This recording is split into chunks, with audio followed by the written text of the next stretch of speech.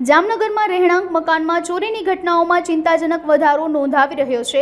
દિવસે અને દિવસે અનેક વિસ્તારમાં ચોરીની ઘટના સામે આવી રહી છે। જામનગરના વિરલબાગ પાસે રહેણાંક મકાનમાં ચોરીથી સ્થાનિકોમાં ફફડાટ ફેલાયો છે। ગુલાબકુંવરબા હોસ્પિટલ નજીકના વિરલબાગ પાસે મકાનમાંથી 15 થી 20 હજારની રકમની ચોરી થયાની રાવ ઉઠી છે। ગુલાબકુંવરબા આયુર્વેદિક સોસાયટી ગુરુ દત્તાત્રેય મંદિર પાસે આવેલું દવાખાનું છે દેશી। એમાં હું આજે 35 થી 40 વર્ષથી હું ચોકીદાર તરીકે ફરજ બજાવું છું અને આજે રાત્રે મારા રૂમના તાળા તૂટ્યા છે અને આ તાળા મારેલા ગુલાબકુંવરબા સોસાયટીના ટ્રસ્ટીઓએ તાળા માર્યા હતા અને આજે રાત્રે તાળા તૂટ્યા છે।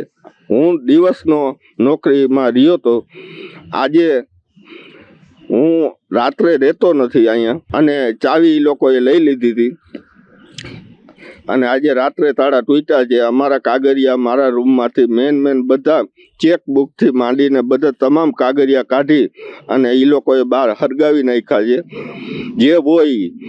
અને અમારા તોડફોડ રૂમના બધા અંદર કબાટ બબાટ તેજુરી બધું તોડી નાખ્યું। નાના મોટા દાગીના પણ લઈ ગયા છે। 15 થી 17 હજાર રોકડ રકમ પડી હતી એ પણ લઈ ગયા છે અને તોડફોડ કરી નાખ્યું છે।